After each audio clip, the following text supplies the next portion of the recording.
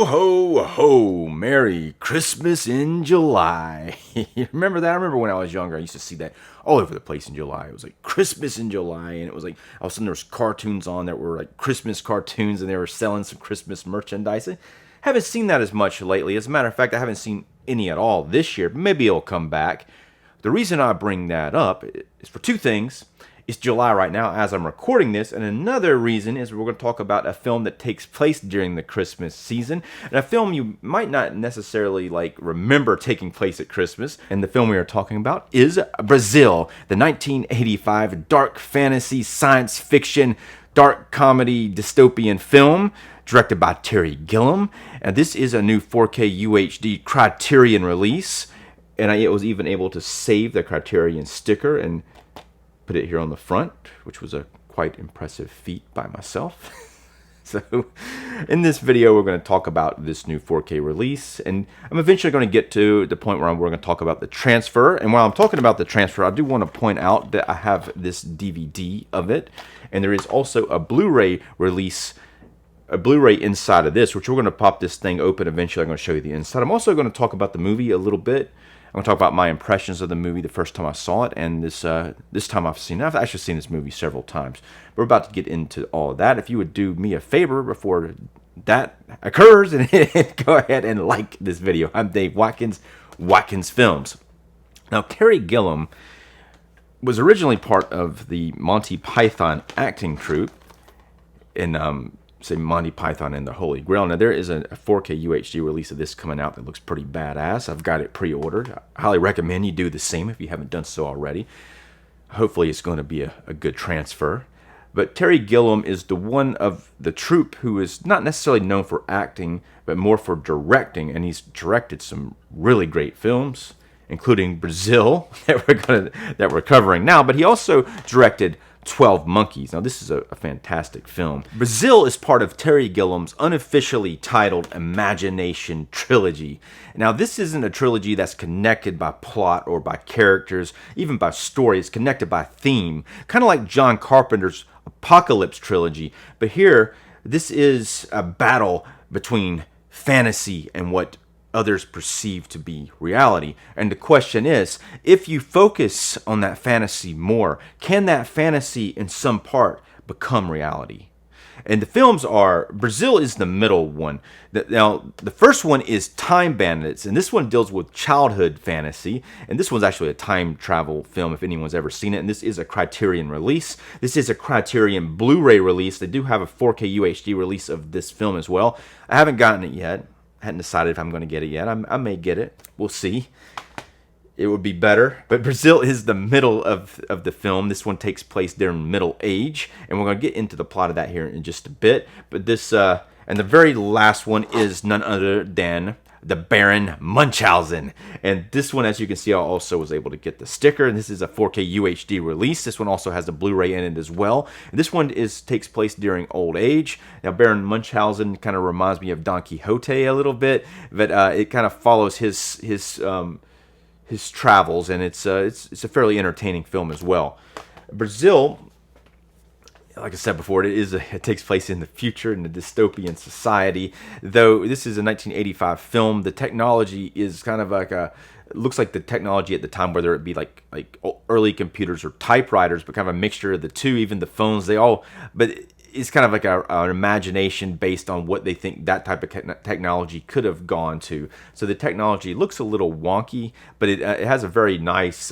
Actually, all three of these movies have excellent set design, and everything looks fantastic. It looks amazing. Everything you see on screen looks really amazing, even if the technology doesn't necessarily it doesn't look like what we know now to be cell phones and screens and things of that nature. But you get the point. This is a dystopian where they're living in kind of a shitty area that where the bureaucrats are in charge, and the bureaucrats are getting fatter by the minute, and basically the government's gotten total control over everybody, and it's gotten out of hand. It's gotten a little out of hand, and this is a political satire as well, and it's quite biting in some, and it's quite hilarious. A very dark sense of humor in this. It's just kind of typical of if you've seen the Monty Pythons, it is like not as goofy as that, but there is a little bit of that still going on in this film, though some of it does a little bit more grounded, but it's often, and the more I think about this film in certain parts, which I'm not necessarily going to dip into all of it, but the more I think about every little bite of what happens to the main character and who the main character is, it's just darkly hilarious in general. The main character, played by Jonathan Pryce, is a character named Sam Lowry, who is part of he's like a low level like person at this company, and he actually doesn't want to go up in the company. He's got a boss played by Ian Holm who depends on him, and he doesn't really seek advancement, kind of like Office Space. He's just like he's fine being where he's at because he knows like. And he already knows this to begin with, but he soon finds out once you go up the ladder, things progressively get worse, and they do. But he knows he's kind of in this situation where he's better off doing the least amount of work possible. But he has dreams. He has these dream fantasies, and they look pretty cool. Now, I will say, watching the film, sometimes those dreams kind of take you out of it. I guess they could say daydreams. Usually he's actually asleep, and he's usually flying, and he sees this girl. The girl's one of the characters in the film. Kim Greist plays the character named Jill Layton, but he sees her in his dream with blonde hair. She doesn't have this long, blonde, wavy hair in real life, but he sees her in the dream, and he often fights for her in dreams and things of that nature. But when he sees her in real life, that is when he starts trying to figure out who she is, and that's kind of what drives him through most of the film. She's part of like this whole chain of events that started quite hilariously by a typo. Some idiot accidentally spills coffee on this typewriter, and basically the guy that they're looking for, his last name is Tuttle. Tuttle's played by Robert De Niro, and we'll get into that here in just a minute. But they accidentally change it to Buttle, and then they go to arrest that guy who's the wrong guy, and they come in through their ceiling. They put a big hole in the ceiling, and they come in, and then they take this guy out. And Jill Layton's up in her bathtub in the floor above it while all this is happening. She's involved with it. She comes and tries to get the guy back out. Comes to the place where they're holding him, and then they bring him into this. That it doesn't show all this, is all implied, but they bring him in and torture him until they accidentally kill him. Jill Layton is very upset about it, and she keeps like showing up and like, being like an activist and kind of yelling at people. But that's not a good thing to be in this particular society. It's not very well accepted, and it's frowned upon, and it's a very dangerous situation. So the main character becomes obsessed with her, and most of what he does is try to find her, and it leads him down to a path that gets involved with all these other shenanigans. One hilarious bit of thing that happens to him, and this is how he meets Robert De Niro's character, Tuttle. His air conditioning goes out, and he calls. He's like all whiny. He's like, "It's an emergency. My air conditioner's out." And then it's like a big ordeal for them to send air conditioning people, because they're part of, I guess, what would be kind of considered like a unionization thing, where you have to fill out all these forms and all this stuff to do any repairs. But while he's waiting, Tuttle shows up. He's all like, Robert De Niro's all like black and kind of got a ski mask on, and he shows up and he starts fixing the air conditioning. While this is happening, the real air conditioning people show up. Bob Hopkins is one of them, and he's got another guy with him. And Bob Hopkins does most of the talking, the other guy kind of repeats what he says. They're pretty hilarious, but he basically sends them away, and he tells them they have to go get a form that Robert De Niro says they have to have. Robert De Niro's Tuttle character, and then they have to go get this form, and that pisses them off. And they come back later, like with the form, and then they tear up all this shit like some assholes. Robert De Niro has a small part in this, and that was what originally I think attracted me to seeing this. I remember seeing the trailer for it, and it makes it like he's got a bigger part. He's in it. He's got two major scenes, and he's in the end sequence a pretty good bit. But he's got two scenes earlier in the film. He originally was going to play, he wanted to play a larger part that ended up being already promised to Michael Palin. Now, Michael Palin's one of the original Monty Python troops and a very good friend of Terry Gillams. And he plays the main character's friend here, and quite hilarious, who is actually involved with this. As it goes into it, he's more involved with the company than he realized. and he has a fairly major part. And Robert De Niro is interested in playing that part, but it was already promised to Michael Palin. But I do like what the character Robert De Niro plays here. He's kind of like a heroic guy that shows up and fixes the air conditioner. He's kind of like a renegade air conditioner repairman, and it's a pretty awesome part. Really, most of the supporting characters only have like about the same amount of screen time as that. They have like 3 or 4 good scenes. Katherine Hellman plays his mom, and she's getting plastic surgery done. Jim Broadbent plays her surgeon, and he's like stretching her face, and there's all kinds of weird things like that going on in this society. Now, his mom is very wealthy. She's on the higher end of the spectrum, and she wants him to advance. She's trying to push him to get a better job so he can make more money, have more responsibility, and she's also trying to get him involved with this other girl who's got some weird thing in her mouth and some metal thing on her mouth. But she's trying to push him to get with her friend's daughter is kind of what's going on.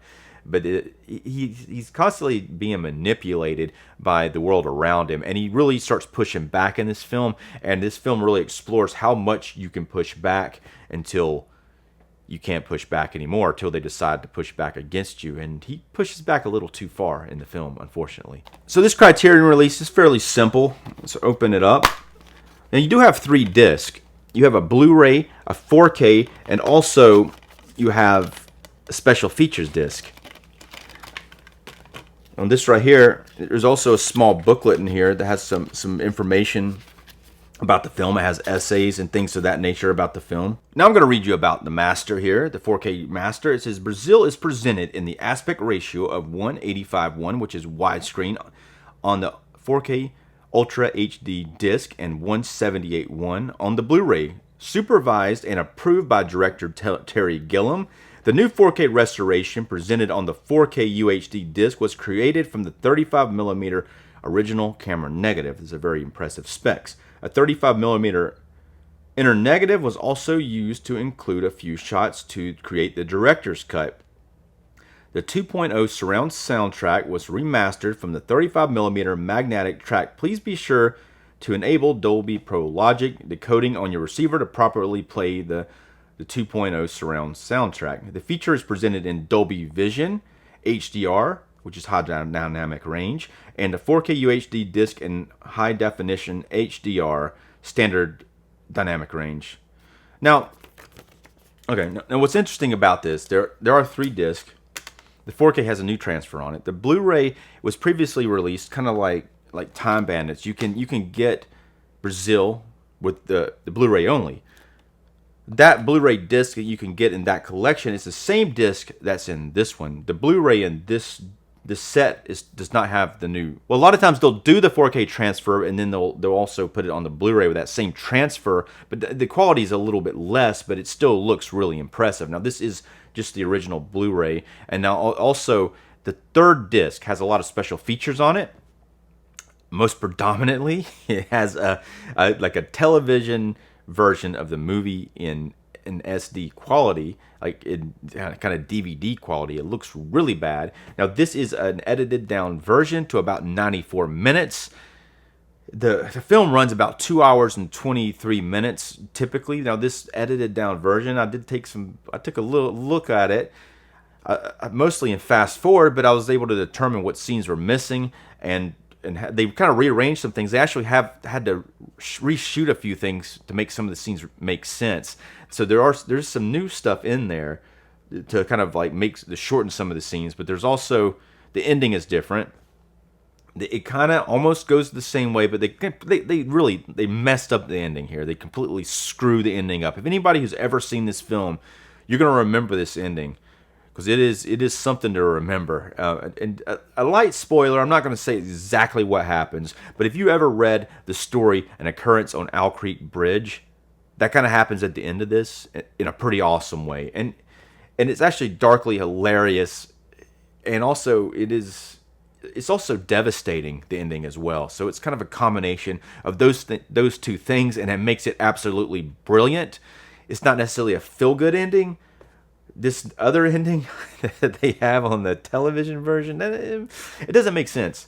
I mean, it is a feel-good ending, but the scenes aren't there. The scenes aren't there to connect it, to make it work. It's just very shoddily edited, in a way that when I did go and look at the scenes that I noticed that were different, and when that happens, when they cut something out, they do a terrible job of it, and they actually have a scene right before the credits or even come on, like a scene that happens about maybe like 20 or 30 minutes into it. They have like a brief snippet from that scene that they completely removed. It's like a restaurant scene they completely removed from the shorter cut. But don't watch the shorter cut. You're not gonna want to watch it anyway in SD. It looks really bad, and the ending is really bad, and it's just not no. Now, comparing the 4K transfer to the Blu-ray, there is quite a jump in quality here.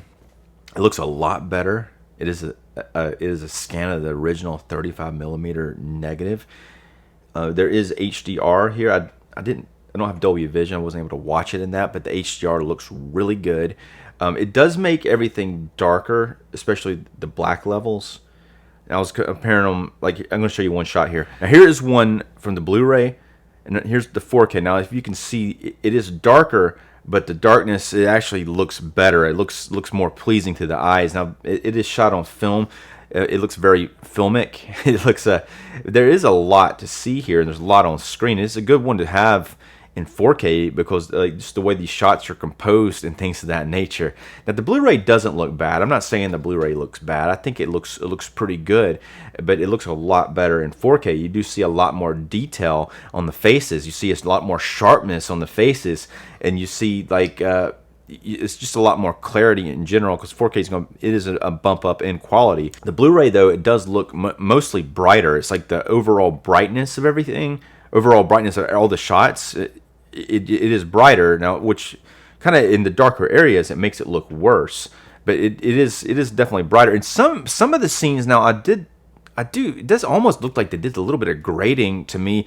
I'm going to show you one here specifically that I think it was during this dinner party scene. Now, it is very gold. Like, it kind of leans a lot more towards like a gold color. It's like a gold kind of Christmas party they're at. And here's a shot here from the Blu-ray, which to me, the skin tones look a little more natural than they do here. If you look at this 4K shot of the same scene, and here's another one from the same sequence, and you see this, and then here, this is Blu-ray, and then here is the 4K. And I did notice a few times maybe the grading may be a little different. It may lean more towards the graded color than the actual skin tones. Now, the skin tones generally, in most scenes, unless it's heavily graded for some lighting reason, they look pretty natural in general. I really think that they did a terrific work on this 4K transfer, and for that transfer alone, I recommend this release over the Blu-ray release. Now, as far as the DVD, which I also have here, it's night and day. There's just no comparison, even between this and the Blu-ray. But let's take a look. Here's a shot from the DVD. Okay. Here's a Blu-ray. A little bit better. Here's the 4K. It's still watchable. Even in the DVD, you can still watch this, especially if you're not watching it on too big of a screen. You get too big with the screen with the DVD, it's going to look pretty bad. But this the 4K is definitely the way to go. The title, Brazil. What does it mean? Now, this film clearly doesn't take place in Brazil, but there is a song that's played several times with the nickname of Brazil for short. Now, I'm going to put this is what the title of the song actually is. I'm not going to try to pronounce that because it would go very poorly, but that's what it is. And it's based on that song. That's kind of the idea is the way that song makes you feel like to escape reality. Like Brazil is a place to escape, and that's what the main character throughout wants to escape from all the bullshit that's going on in his life, the bullshit everywhere. And like innovation actually plays another part in this story. Now there is all these machines that have been made, and they haven't been maintained, and they're kind of falling apart. So there was like some innovation at some point, but now everything has gotten so mindless and bureaucratic that they're not actually coming up with new ideas on how to make these machines better or even able to fix the other ones. Now, is this a Christmas movie? I'm going to answer that question here in just a moment. Now, I'm going to go ahead and rate this film. I'm going to rate this film on a scale from 1 to 5, 1 being the lowest and 5 being the highest. I'm going to give the film itself 4.5 stars. Now, this one, the first time I saw it, I probably would have given it less stars. I did appreciate it. I thought the sense of humor was quite dark and quite hilarious darkly hilarious, but very, very subtly hilarious. But this, I didn't quite get it the first time, and it did kind of leave me a little off-putting because of just how dark it gets, especially later on. And also, the first time I saw it, I was wanting to see more of Robert De Niro's character, but it is what it is. I think his character's in there a decent amount. It would have been cool to see him in there more. It's a hilarious character. A lot of these actors, they play this like De Niro and even like Michael Palin. They play it very big, and they use a lot of like great facial expressions. So it's kind of a good mixture of subtle, dry, dark humor, and then you got a little bit of that sort of stuff playing in there. It's quite amazing. Now, as far as what Criterion has done here, I'm gonna also go and give them 4.5 stars. I do like what they've done. I would have liked to seen something more crazy with the packaging here, but it does kind of fall in line with what they've done with their other films in the Imagination trilogy. So I don't want them to change it that much. Then it's not going to match those other ones. But as far as this, the film takes place at Christmas. You see lots of Christmas set deck. Now the set deck in this movie is fantastic, and that's one of the better things about the film. There's a lot of good stuff to say about the film. I'm not going to analyze it in a larger amount, but I'm not going to. But as far as the Christmas, it's there, and they do follow through with it throughout the film. And they even have, like, at one point he has his, I guess, the higher boss who's in a Santa suit in a wheelchair, and it's they even keep that kind of imagery going throughout the film. But it doesn't necessarily make it a Christmas film. Maybe it may play better in Christmas in July because the film does feel hot. I mean, there's nothing seems cold in the film. Everything seems really hot. So to me, it does feel like, is it a Christmas film? No. Is it a Christmas in July film? Probably yes. All right, but if you would do me a favor, if you haven't done so already, if you would subscribe to my channel. Also, I'm going to put up another video here of mine that you can take a look at. This is another Criterion release I did recently. Now, if you click on this link, or this box, it will bring you right to that. I'm Dave Watkins. Thanks for watching.